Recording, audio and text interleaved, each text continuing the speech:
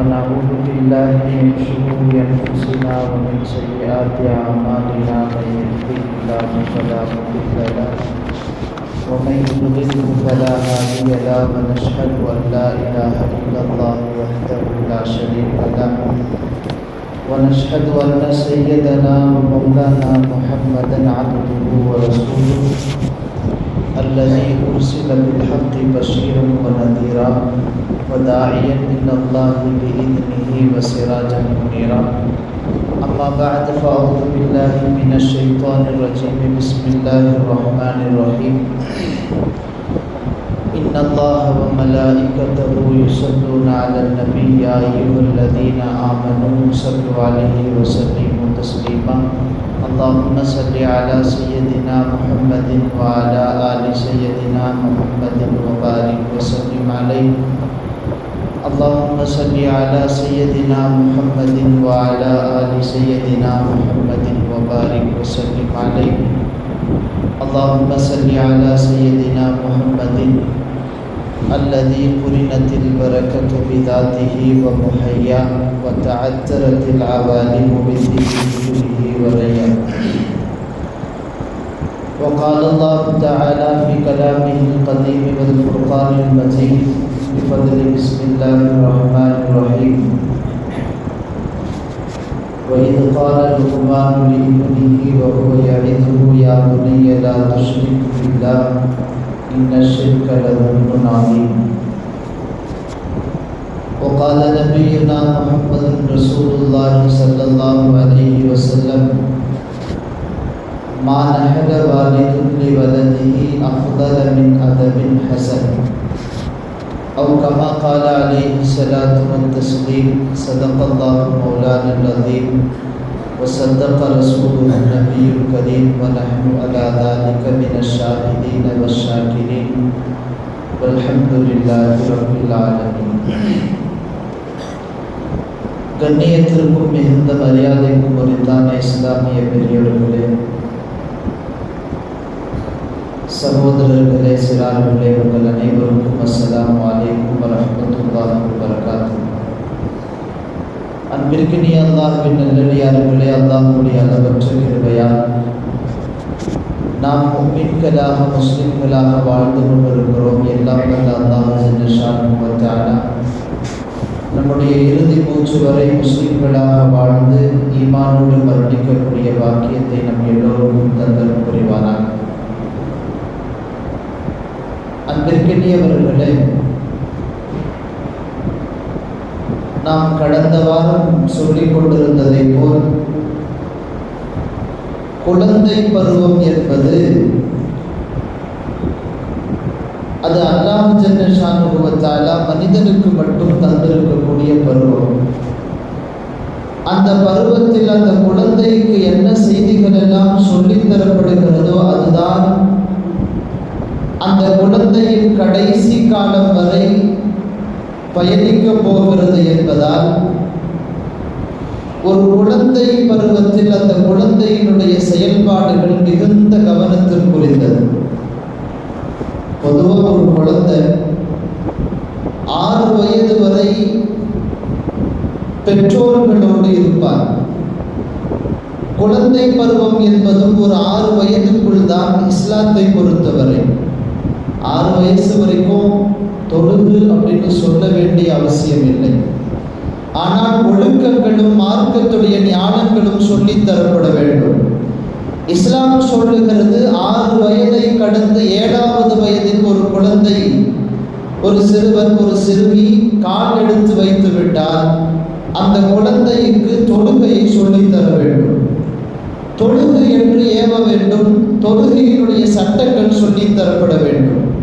இப்போ இஸ்லாத்தினுடைய கடமைகளை கூட இஸ்லாம் அந்த குழந்தையின் 7வது வயதில் இருந்து துவங்குகிறது என்றால் அதற்கு முன்னாடி இருக்கிற வயது குழந்தை பருவம். தொழுன்னு சொல்ல வேண்டிய அவசியம் இல்லை. ஆனால் அந்த குழந்தை அந்த பருவத்தில் பல்வேறு விஷயங்களை படிக்க வேண்டி இருக்கிறது. பொதுவாக இன்னைக்கு குழந்தைகள் அவர்கள் அதிகமாக எதை பார்க்கிறார்களோ அதைத்தான் படிக்கிறார்கள். 6 வயதுக்குள் இருக்கிற குழந்தையின் பார்வையில் அதிகமாக எது படுகிறதோ அதுதான் அவர்களின் செயலாக வெளிப்படுகிறது. 6 வயதுக்குள் இருக்கிற குழந்தையின் காதுகளில் எது அதிகமாக விழுகிறதோ அதுதான் அவர்களின் வார்த்தைகளாக வெளியிலே வருகிறது. குழந்தை பேச பழகுகிற சமயங்களில் எதை அதிகமாக கேட்கிறானோ அதைத்தான் அவனுடைய வாய்களில் மொழிகிறான். முதல்ல குழந்தைக்கு செவி ஆற்றல் என்பது பவர்ஃபுல்லாக இருக்கும், அதுக்கு பிறகுதான் பேச்சாற்றல். அதனால தான் ஒரு குழந்தை செவிடாக பிறந்து விட்டால் எழுதப்படாத விதி அந்த குழந்தை ஊமையாக வேண்டும். ஒரு குழந்தை செவிடாக இருந்துருச்சு, செவி வேலை செய்யலை பிறக்கும் போது என்றால் அந்த குழந்தை ஊமையாகத்தான் இருக்கும். ஏனென்றால் குழந்தை பேச ஆரம்பிக்கிற போது எதை காதுகளிலே கேட்கிறதோ அதைத்தான் பேசுகிறது. அதனால் அந்த குழந்தை 6 வயதில் எதை அதிகமாக கேட்கிறதோ எதை அதிகமாக பார்க்கிறதோ அதுதான் அந்த குழந்தையின் வார்த்தைகளாகவும் செயல்பாடுகளாகவும் வருகிறது என்பதால் வீட்டில் இருக்கிற குழந்தைகளை அதிகம் கவனம் செலுத்த வேண்டும். ஏன்னா 7 வயசு கடந்துருச்சுன்னு சொன்னால் குழந்தை நம்மை விட்டு தூரமாகி விடுகிறான். பெற்றோர்களை விட்டும் ஏதாவது ஒரு அடிப்படையில் அந்த குழந்தைகள் தூரமாக்கப்பட்டு விடுகிறார்.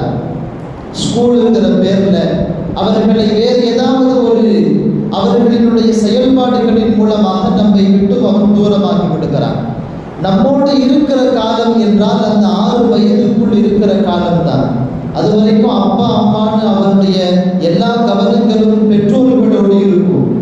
7 வயதை கடக்கிற போது அவருடைய சிந்தனைகள் மாறும் என்பதால் தான் இஸ்லாம் அவருடைய சிந்தனையில் தீனுடைய விஷயங்களை புகுத்த வேண்டும் என்று சொல்லுகிறது. அந்த அடிப்படையில் நான் சொல்லிக்கொண்டு வருகிற செய்தி, குழந்தை பருவத்தில் எதை அந்த குழந்தைகளுக்கு சொல்லித் தரப்படுகிறதோ அதுதான் அந்த குழந்தையின் வாழ்க்கையின் எல்லா கட்டங்களிலேயும் வரப்போகிறது என்றால் தமிழ்ல சொல்ற மாதிரி 5இல் வரையாதது 50இல் வரையாது. அந்த 5 வயது குழந்தைக்கு எதை சொல்லித் தருகிறோமோ அதுதான் கடைசி வரை பயணிக்கும். அந்த குழந்தைகிட்ட ரொம்ப கவனம் வேண்டும் என்கிறது இஸ்லாம். ஒரு தடவை அப்துல்லா இப்னு ஆமிர் ரலியல்லாஹு அன்ஹு என்று ஒரு சஹாபி, அந்த சஹாபி அறிவிக்கிறார்கள், நான் சின்ன குழந்தையாக இருக்கிற போது என்னுடைய தாய் என்னை அவளுக்கு அருகாமையில் அழைப்பதற்காக எதையோ கையிலே வைத்துக் கொண்டு, நான் உனக்கு ஒரு பொருள் கையிலே வைத்திருக்கிறேன், பக்கத்தில் வா என்று அழைக்கிறார். நம்ம குழந்தைகளை சாக்லேட் கொடுக்கிறவா ஏதாவது கொடுக்கிறவான்னு சொல்லி கிட்ட கூப்பிடுவோம்ல, அந்த மாதிரி என்னுடைய தாய் அவளுக்கு அருகாமையில் என்னை அழைப்பதற்காக எதையோ கையிலே வைத்துக் கொண்டு அழைக்கிறார். இதை நாயகம் ஸல்லல்லாஹு அலைஹி வஸல்லம் அவர்கள் பார்க்கிறார்கள். என்னுடைய தாயிடத்தில் கேட்டார்கள், உன்னுடைய குழந்தை அப்துல்லா இப்னு ஆமிரை நீ எதையோ கொடுக்கிறேன் என்று அழைக்கிறாய், என்ன கொடுக்க போறேன்னு கேட்டாங்க. அந்த தாய் சொன்னாங்க, நான் பேரிச்சம்பழம் வச்சிருக்கிற கையில் அந்த குழந்தைக்கு கொடுக்க போறேன். அந்த நேரத்தில் நபிகள் நாயகம் ஸல்லல்லாஹு அலைஹி வஸல்லம் சொன்ன செய்தி வரலாற்று கிதாபுகளில் எழுதப்பட்டிருக்கிறது. ஒரு கால் அந்த குழந்தையை நீ உன்னுடைய கையில எதுவும் இல்லாமல் அழைத்து அந்த குழந்தைய பக்கத்துல கூட்டு ஒன்றும் கொடுக்காம இருந்திருந்தனா குத்திபத்து அலைக்கு கிதுபத்து, உன் மீது ஒரு பொய் எழுதப்பட்டிருக்கும் என்றார்கள் நபிகள் நாயகம் ஸல்லல்லாஹு அலைஹி வஸல்லம். குழந்தைகள்கிட்ட சின்ன இடத்துல கூட பொய்யை பேசிவிடக் கூடாது, அதுதான் அந்த குழந்தைகளில் பிரதிபலிக்கும் என்கிற செய்தியை நபிகள் நாயகம் ஸல்லல்லாஹு அலைஹி வஸல்லம் அவர்கள் அந்த பெண்ணிடத்தில் சொன்ன செய்தியை அந்த சஹாபி பெருசான பெண்ணாக அறிவிக்கிறார். ஹதீஸுடைய கிதாபத்தில் இந்த செய்தி வருகிறது. அப்போ குழந்தைகளிடத்தில் நாம் செய்யக்கூடிய சின்ன சின்ன செயல்பாடுகளிலும் அந்த குழந்தைகளில் பெரிய ஒரு தாக்கத்தை ஏற்படுத்தும் என்பதைத்தான் இந்த செய்திகள் நமக்கு சொல்லித் தருகிறது. இப்போ 6 வயசுக்குள்ள அந்த குழந்தைகளுக்கு ஒழுக்கங்கள் கற்பித்து தரப்பட வேண்டும், மார்க்கத்துடைய செய்திகள் சொல்லித் தரப்பட வேண்டும். அந்த குழந்தைகளின் உள்ளத்தில் அல்லாஹ்வினுடைய பயத்தை அமர்த்த வேண்டும். நபிகள் நாயகத்துடைய முஹப்பத்தை உள்ள கொண்டு வரணும். ரசூலுல்லாஹ் ஒரு ஹதீஸ்ல சொல்றாங்க, அல்லிமு அவுலாதக்கும் மஹப்பத நபியிக்கும், உங்களுடைய குழந்தைகளுக்கு நீங்கள் நபிகள் நாயகத்தினுடைய மஹப்பத்தை சொல்லித்தார்கள். வஅத்திபு அவுலாதக்கும், உங்களுடைய சிறிய குழந்தைகளுக்கு ஒழுக்கங்களை சொல்லித்தார்கள். அவர்களுக்கு நீங்கள் கண்ணியம் செய்யுங்கள் என்கிறார்கள் நபிகள் நாயகம் ஸல்லல்லாஹு அலைஹி வஸல்லம். குழந்தைக்கு நாம எப்படி கண்ணியம் கொடுக்கிறோமோ அப்படிதான் அந்த குழந்தை நம்மள்கிட்ட கண்ணியத்தை பழகும். நாம எந்த வார்த்தையை அந்த குழந்தைகிட்ட யூஸ் பண்றோமோ அந்த வார்த்தை தான் நம்மள்கிட்ட அந்த குழந்தை யூஸ் பண்ணுது.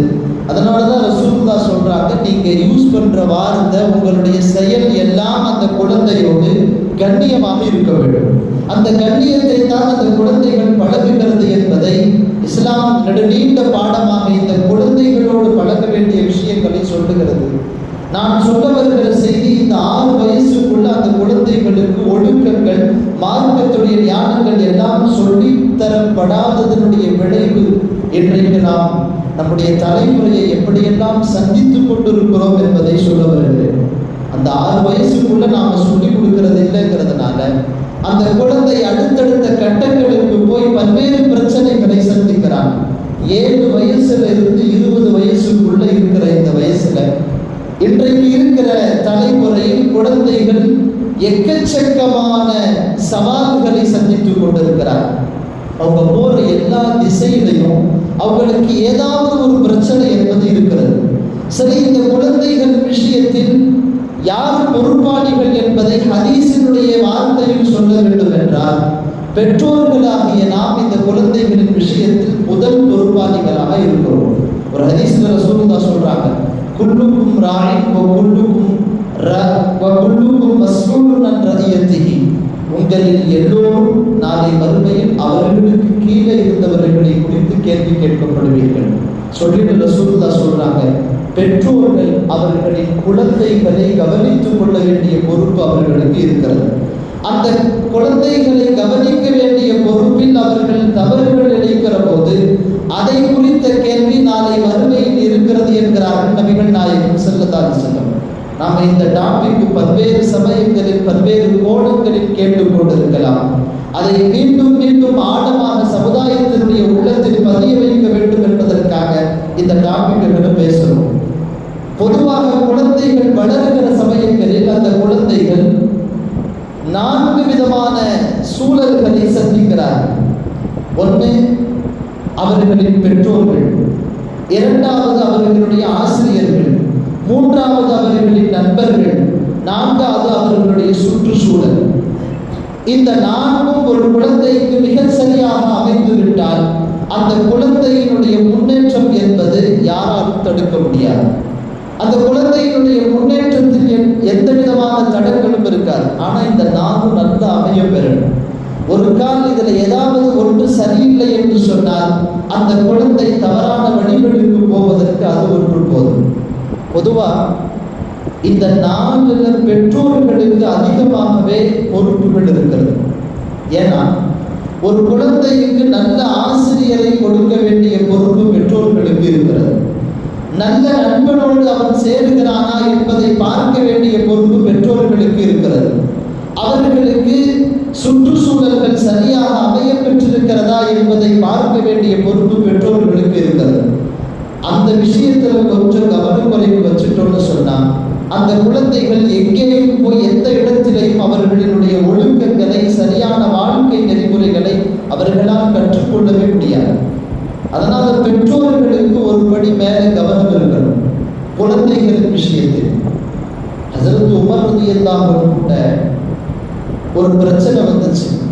ஒருத்தர் சொன்னார், அமீருல் முஃமினீன் அவர்களே, என்னுடைய பையன், அந்த சிறுவனுக்கு ஒரு 12-13 வயது இருக்கும்.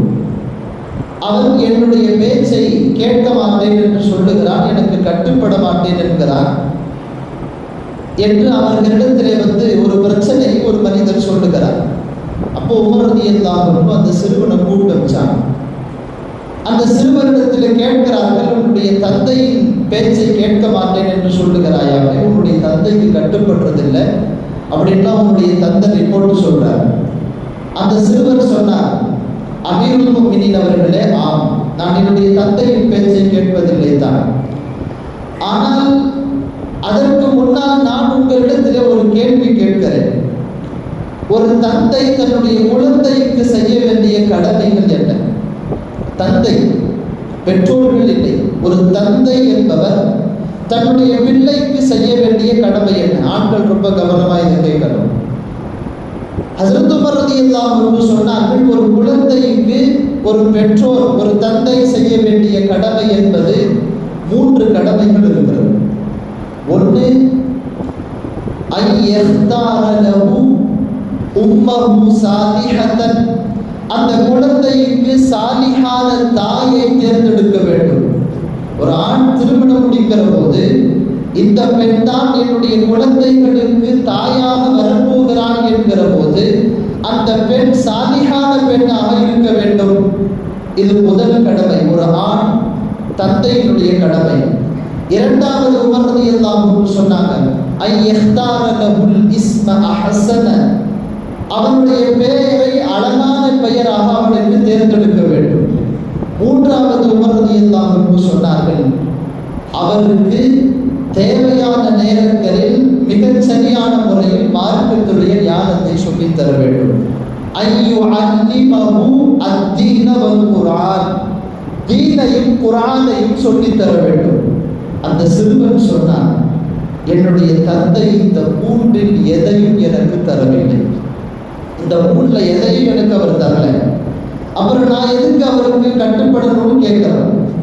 நான் சொல்ல வருகிற செய்தி, ஒரு தந்தை அவர் சமுதாயத்தில் மதிக்கப்பட வேண்டும், தந்தைக்கு ஒரு அவருடைய மகன் மரியாதை தர வேண்டும் என்கிற பல்வேறு விஷயங்களை மார்க்கம் சொல்லுகிற அதே வேளையில் அந்த தந்தை மதிக்கப்படுபவனாக இருக்க வேண்டுமானால் எப்படிப்பட்ட காரியங்களை, கடமைகளை அவன் நிறைவேற்றி இருக்க வேண்டும் என்பதையும் இஸ்லாம் சொல்லுகிறது.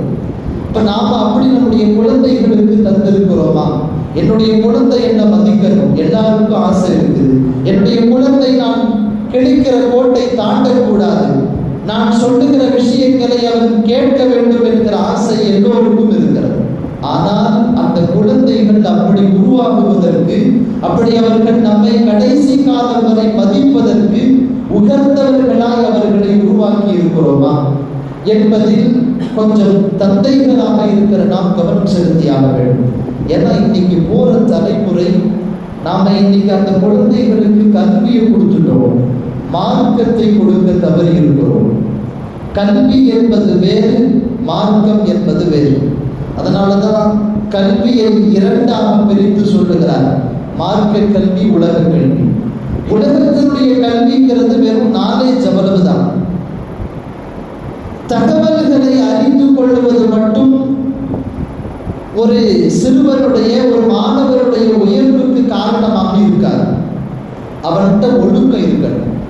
எங்க ஒரு பையன் டிகிரி வாங்கியிருக்கான், நல்ல டிப்டாப்பா ட்ரெஸ் போட்டுட்டு அவனுடைய கல்வியினுடைய உச்சகட்டத்திலே மாஸ்டர் டிகிரி வரைக்கும் பண்ணிட்டு ஒரு கம்பெனிக்கு இன்டர்வியூக்கு போறான். நேர்முகமாக அவனை பரிசோதிக்கிற அந்த கம்பெனி அவன்கிட்ட என்ன எதிர்பார்க்கும்னு நினைக்கிறீங்க? அவனுடைய டிகிரி, அவன் படித்தது, அவனுடைய படிப்பிலிருந்து கேள்வி எல்லாம் வரும். ஏன்னா அவன் தான் எல்லா எக்ஸாமையும் அட்டென்ட் பண்ணிட்டு வந்திருக்கிறானே, அவன்கிட்ட இருக்கிற டிசிப்ளின், அவன் எப்படிப்பட்ட ஒழுக்கம் அவனிடத்தில் இருக்கிறது, அவனுடைய நடத்தைகள் எப்படி இருக்கிறது பார்க்குதுல சமுதாயம். அப்போ அந்த ஒழுக்கத்தை இன்றைக்கு நாம் எந்த கல்லூரிகளில், எந்த பள்ளிக்கூடங்களில் நம்முடைய பிள்ளைகளை சேர்த்து வைத்திருக்கிறோமோ அங்க கொடுக்குறாங்களான்னு யோசிக்கணும்ல.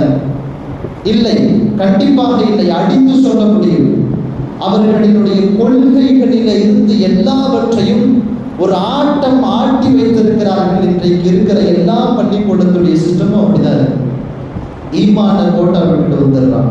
முதல் விஷயம், நம்முடைய பிள்ளைகளுக்கு ஆழமான ஈமான் இருக்கணும்.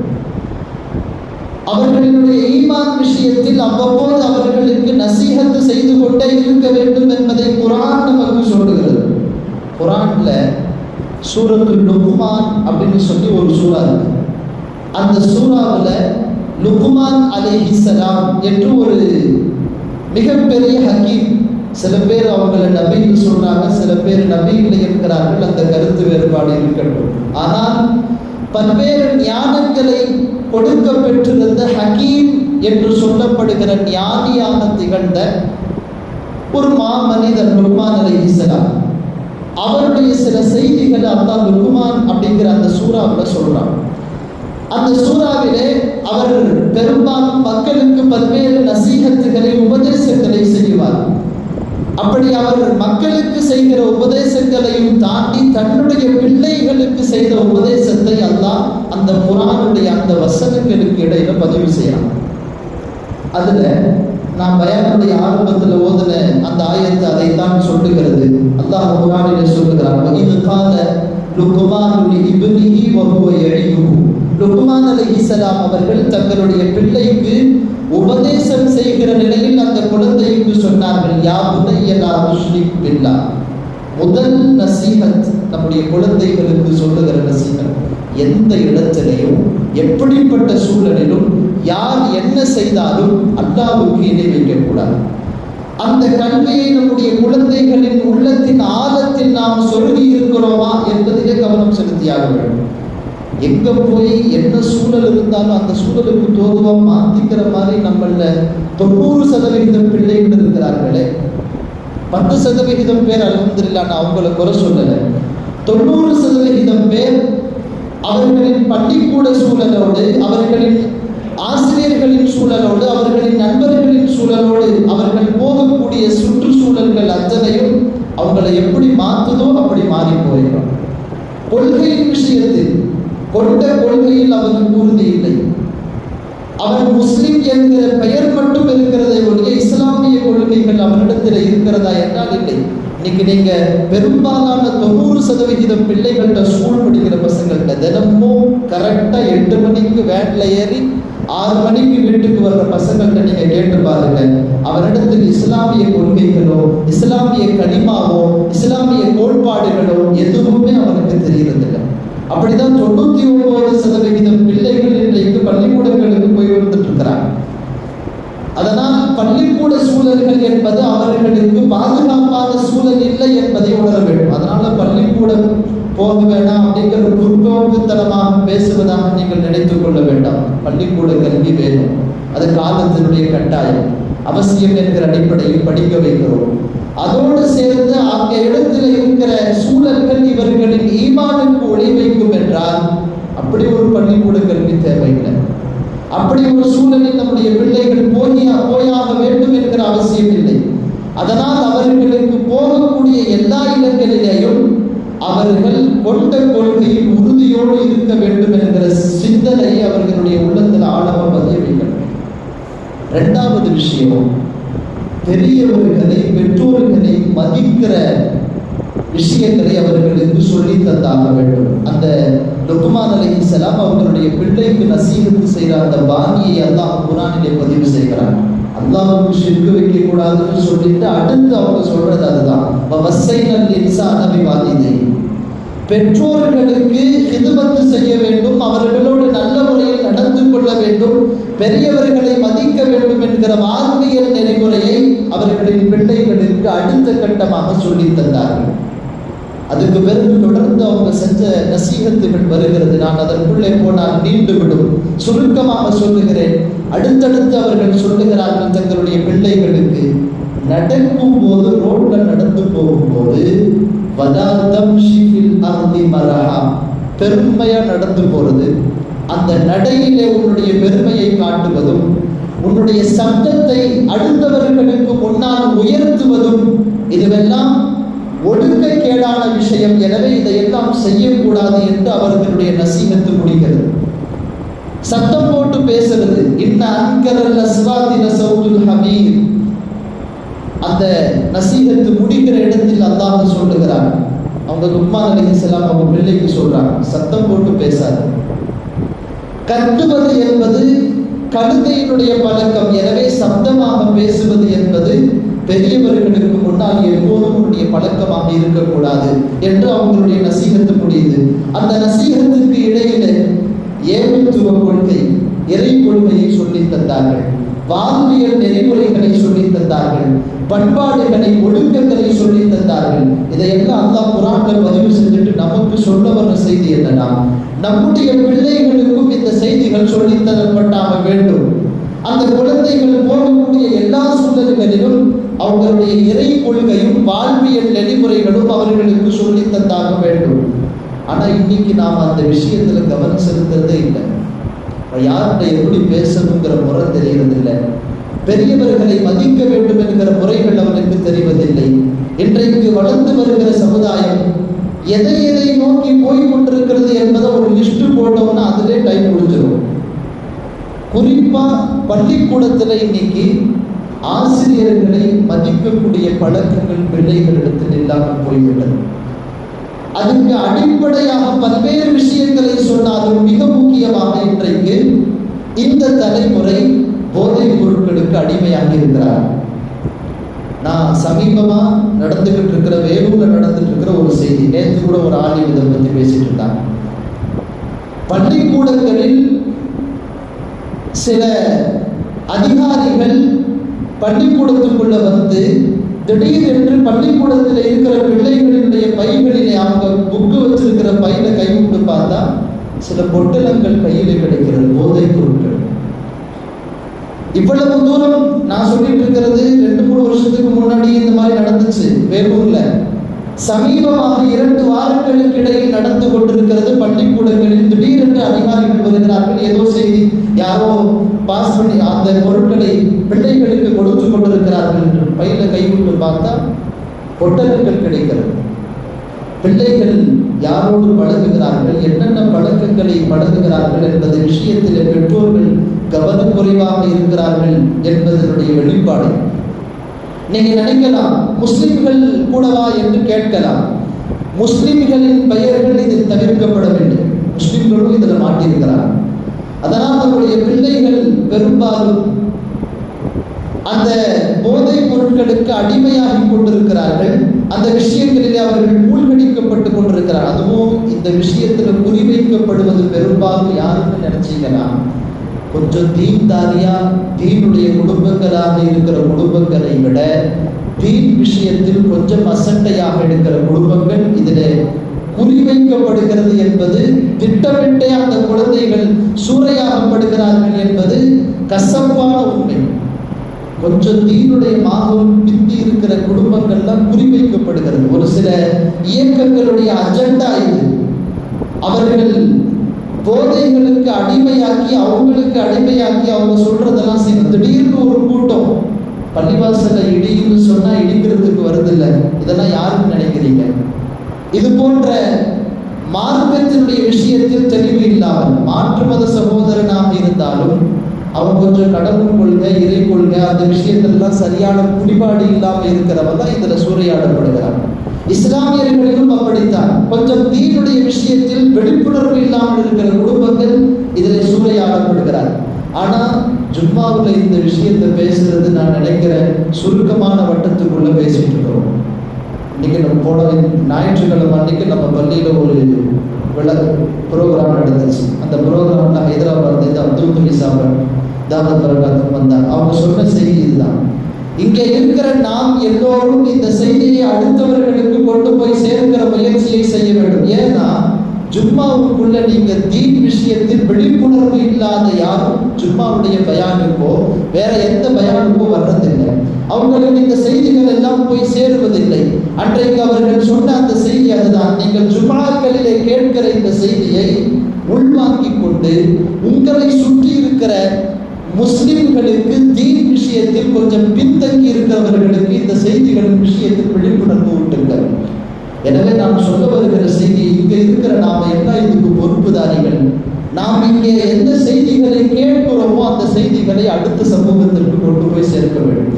குறிப்பா தீனுடைய விஷயத்தில் விழிப்புணர்வு இல்லாமல் இருக்கக்கூடியவர்களை பள்ளிவாசல்களோடு தொடர்பு படுத்துகிற வேலையை செய்ய வேண்டிய கட்டாயம் காலத்தினுடைய கட்டாயம். அதனால அந்த மாதிரியான குடும்பங்களை போய் சந்தித்து, குறிப்பா அந்த குடும்பங்கள் எல்லோரும் போதைகளுக்கு அடிமையாகி கிடக்கிறாங்க. அந்த குடும்பத்தினுடைய சின்ன பையன் ஸ்கூல்ல பொட்டலம் வச்சிருக்கிறான்னு சொன்னா அந்த குடும்பத்தினுடைய பெரியவர்கள் கையில பாட்டில் வைத்திருக்கிறார். இப்படித்தான் அந்த குடும்பங்கள் இருக்கிறது. எனவே இன்றைக்கு சமுதாயத்தை திருத்த வேண்டும் என்கிற எண்ணத்திலே நமக்கு அருகாமையில் இருக்கக்கூடியவர்களையாவது குறைந்தபட்சம் தீனுடைய மாபூலுக்கு கொண்டு வர வேண்டும். அது நம்முடைய கட்டாய கடமை, நம்முடைய பொறுப்பாகவும் இருக்கிறது. எல்லாம் அல்லாஹ் நம்முடைய சமுதாயத்தை தலை சிறந்த சமுதாயமாக, பாவங்களை விட்டு பாதுகாக்கப்பட்ட சமுதாயமாக ஆக்குவானாக. குறிப்பாக நம்முடைய இளைய தலைமுறையினர்கள் அவர்கள் போகிற போக்கில் இருந்து அல்லாஹ் மிகச்சரியான நேரான பாதையை அல்லாஹ் அவர்களுக்கு காட்டுவாராக. வாஹிர் தஅவானா அல்ஹம்துலில்லாஹி ரப்பில் ஆலமீன்.